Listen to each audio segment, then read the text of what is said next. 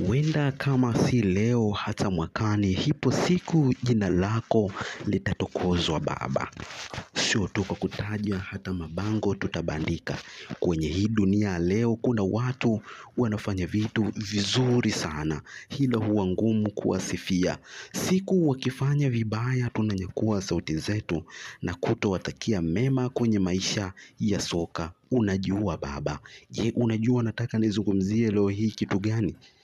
Basi kaa kwa kutulia. Alizaliwa tarehe 9 mwezi wa 7 msimu wa mwaka 1992 Zanzibar, Tanzania. Ana urefu wa mita 1.70 huku nafasi yake uwanjani akicheza kama fuadi. Unajua baba, wako mafuadi wengi kuwahi kutokea ulimwenguni, lakini nilijaribu kutafuta kumfananisha na wewe, nikakosa kabisa.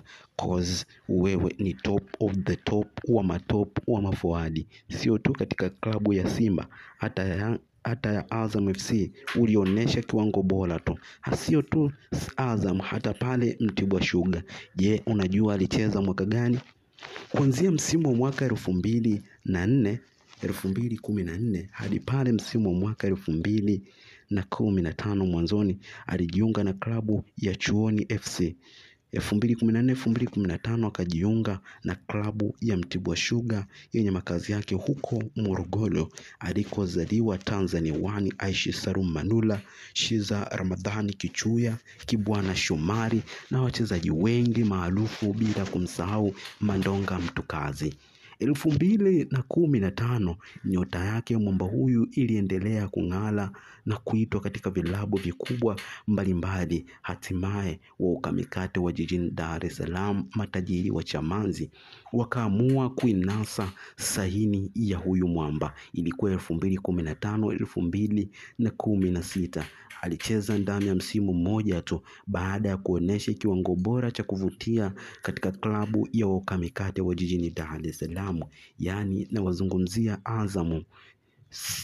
Klabu mbalimbali zilitaka kuinasa saini yake na hatimaye mwamba huyu kujiunga na klabu ya wekundu wa Msimbazi Simba yenye makazi yake jijini Dar es Salaam. Kuanzia msimu wa mwaka 2016 hadi 2017 akahudumu ndani ya msimu mmoja tu na baadaye kutumikia huko Kagera wenye makazi yao mkoani Bukoba. Ni miongoni mwa wachezaji wanaifanya vizuri sana. Kuanzia msimu wa mwaka 2017-18 alionesha kiwango bora katika klabu ya Kagera Sugar yenye makazi yake Bukoba. 2019-2020 akajiunga na klabu ya Singida United, na katika klabu hiyo ameendelea kuonesha kiwango bora kweli kweli. Ni miongoni mwa wachezaji ambao hawatajwi sana lakini ni bora kuwahi kutokea.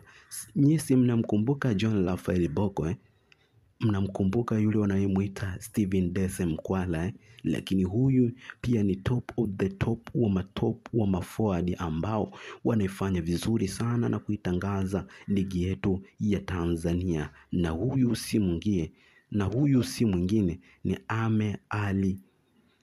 Ni miongoni mwa wachezaji bora kuwahi kutokea. Kila lenye mwanzo halikosi kuwa na mwisho. Langu jina ni Razak Mkuruma. Hii ni Simulizi Dhahiri TV. Usisahau ku-like, share, comment na kusubscribe ili uwe wa kwanza kujipatia nyakala mbalimbali za wachezaji, lakini pia hata za vilabu mbalimbali.